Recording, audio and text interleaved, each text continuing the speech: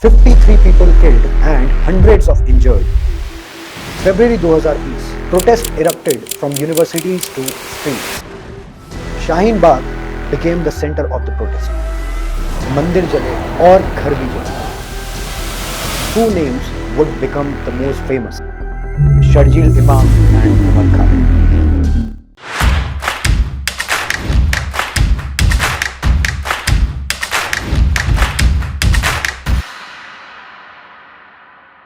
उमर खालिद और शर्जील इमाम, दो ऐसे बड़े नाम जो आज फिर चर्चा में हैं।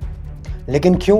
आइए जानते हैं इसके पीछे की पूरी कहानी। In our series nothing but facts, ये दो ऐसे इंसानों की कहानी है जो सेम यूनिवर्सिटी में पढ़ते थे, सेम प्रोटेस्ट में बैठे एंड फरवरी 2020 के बाद लगातार कानूनी लड़ाई लड़ रहे हैं। One was the PhD scholar and the other one was IIT graduate. Prosecution का कहना है ये कॉन्स्पिरेसी के मास्टरमाइंड्स थे।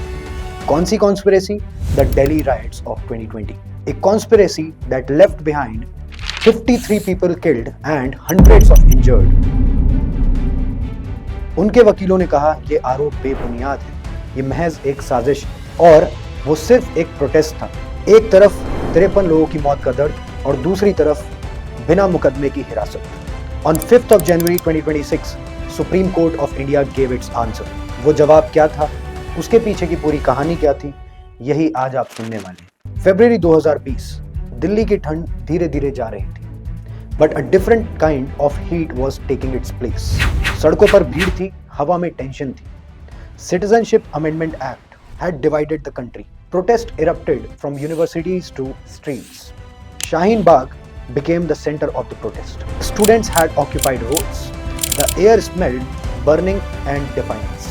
And then on 22nd of February and 23rd of February, communal violence took place.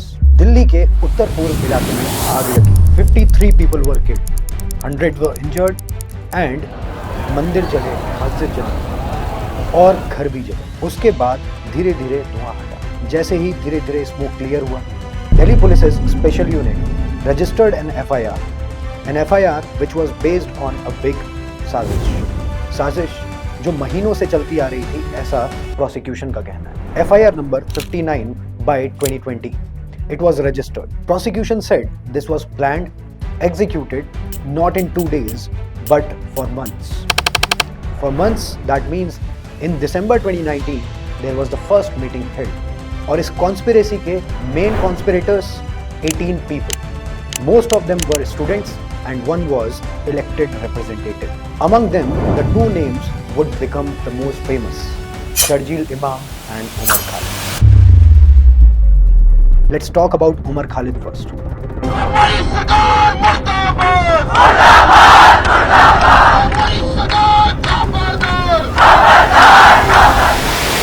JNU की आवाज.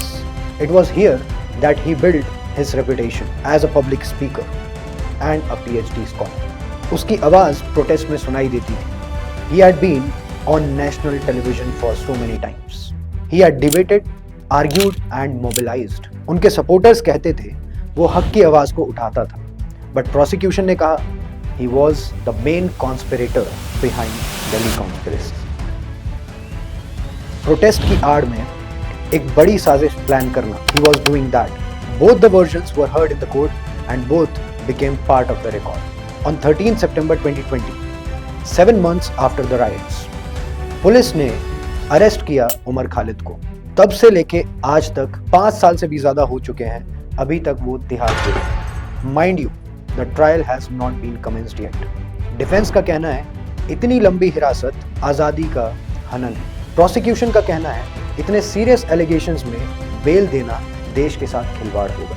Now let's talk about Sharjeel.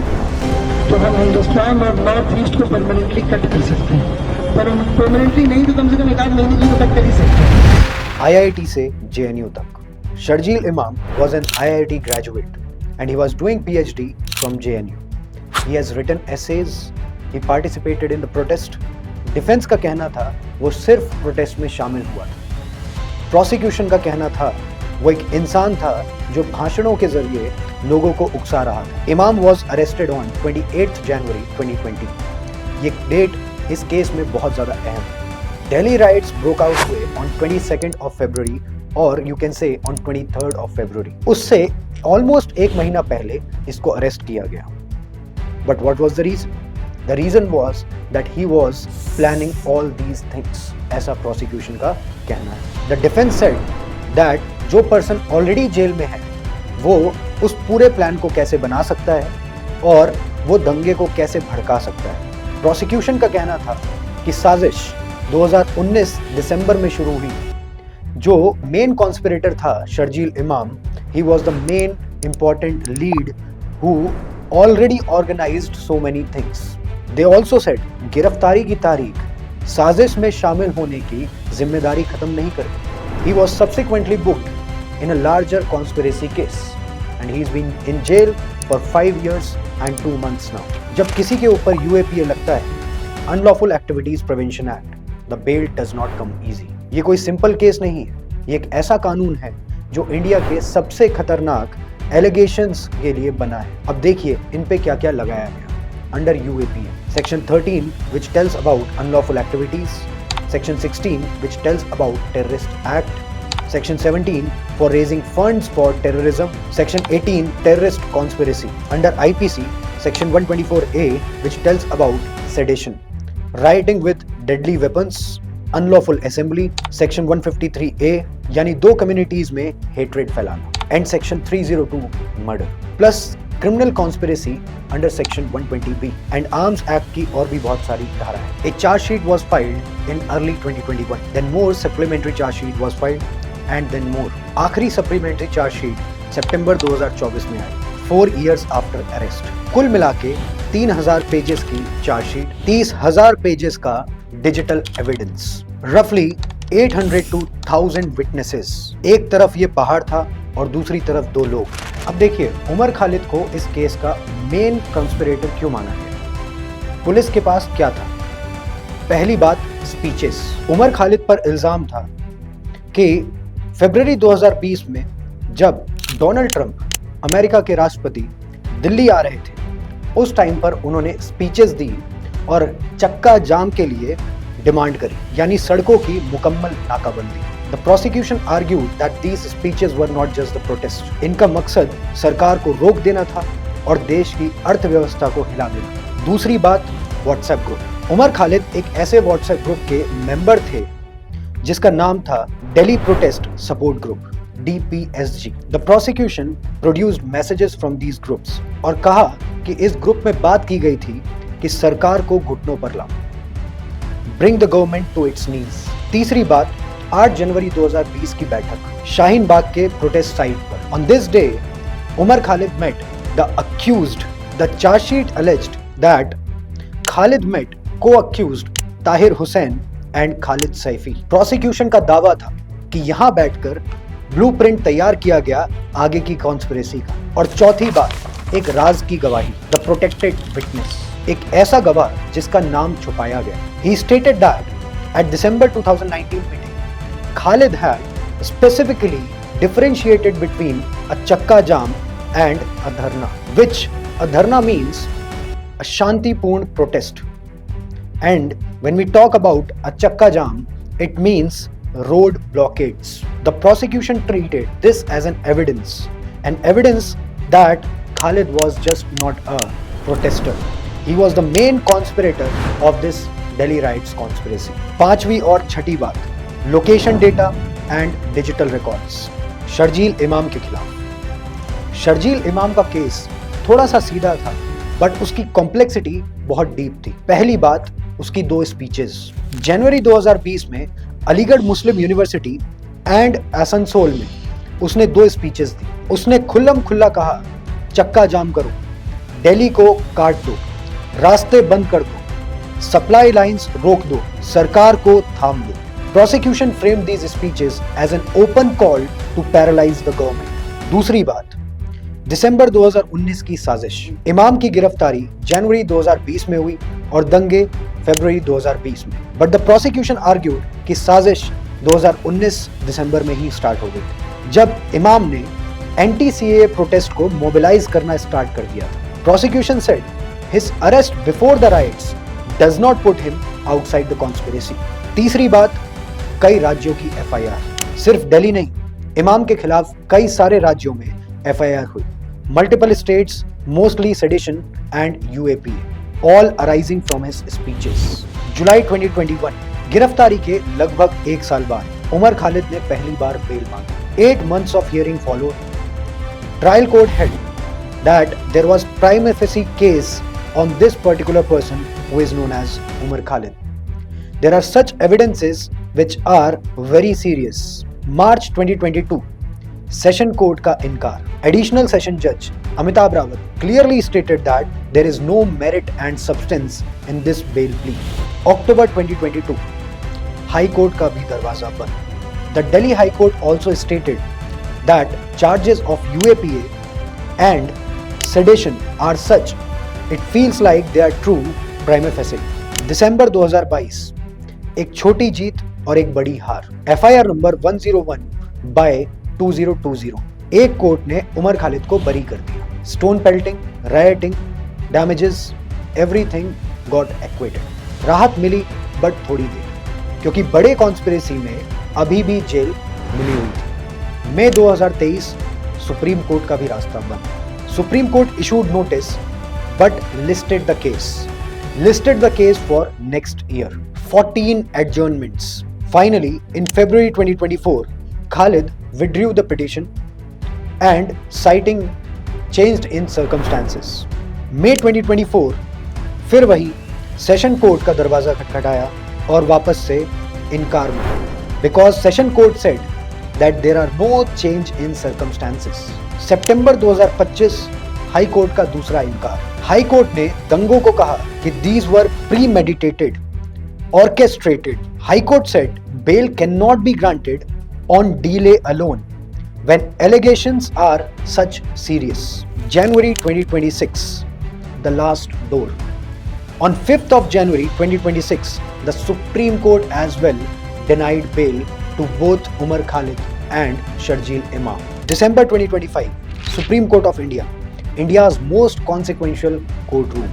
2 benches of justices, एक तरफ अक्यूज के लिए सबसे बड़े वकील और दूसरी तरफ सरकार के लिए खुद solicitor general. 11 days of arguments. Judgment reserved on 10th of December 2025. Court का फैसला कानून की आवाज।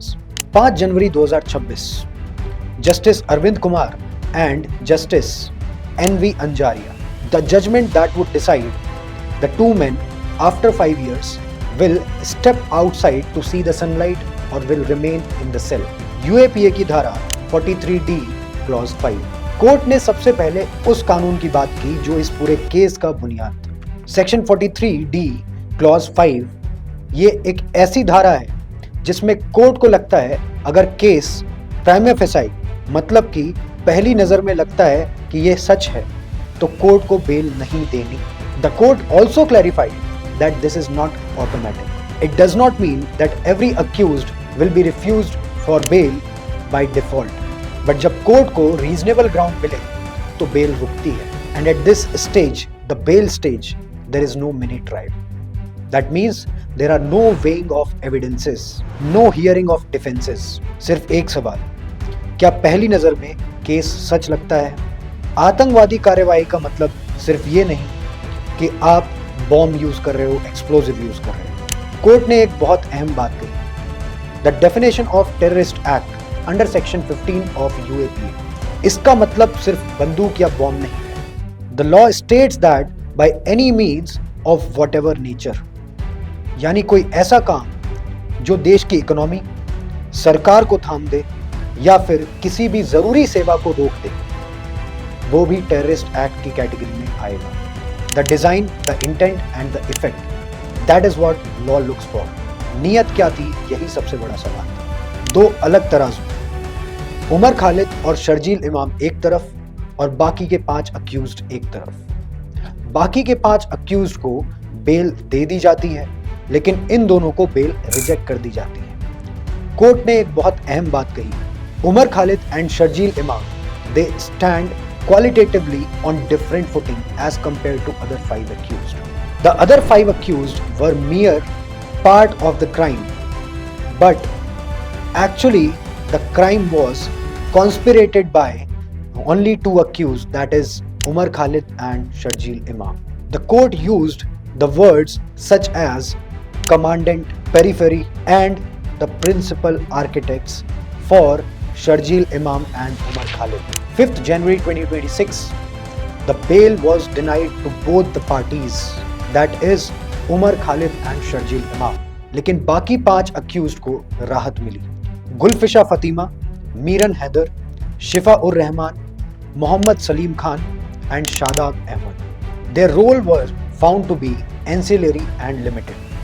इन्हें शर्त के साथ, that means the conditions के साथ इनको बेल दे दी गई। There were 12 conditions, 12 शर्तें। एक भी तोड़ी तो जमानत रद्द। खालिद और इमाम के लिए दरवाजा थोड़ा सा खुला छोड़ा गया। कोर्ट ने बोला they will re-examine the bail plea after examining the protected witness या फिर 1 साल बाद, that is 5 जनवरी 2027। जो भी पहले हो सकता है उसमें आपकी बेल की प्ली दोबारा सुनी जाएगी। The Supreme Court also directed the trial court to expedite the proceedings. असली तथ्य, the key facts. I'll let you know what are the key facts of this case. FIR number 59/2020, registered by Special Cell, Delhi Police. Total deaths, February 2020 rights में it is 53 persons. Total accused in larger conspiracy case 18 students, activists and elected representatives. Umar Khalid, date of arrest is 13 September 2020. Sharjeel Imam, date of arrest 28th January 2020. Period of custody at time of Supreme Court order over 5 years Khalid and over 5 years 2 months of Imam. Status of trial at the time of order, charges not yet framed, trial not meaningfully commenced. Total charge sheet volume 3000 pages and 30,000 pages of total electronic evidence. Last supplementary charge sheet filed was on September 2024. Total witnesses approximately 802,000. Key legal bar to bail, section 43D clause 5 UAPA, prima facie true threshold. Supreme Court bench, Justices Arvind Kumar and Justices NV Anjaria. Judgment reserved 10 December 2025 after 11 days of argument. Order date 5th of January 2026. Result for Khalid and Imam, bail denied. Result for 5 co-accused, conditional bail granted with 12 conditions. Next bail opportunity after examination of protected witness or 5th January 2027, whichever is earlier. So that is it guys from my side. I'll see you in the next session. Do like, do share and do comment which else and what case else do you want to see in this particular series. Thank you.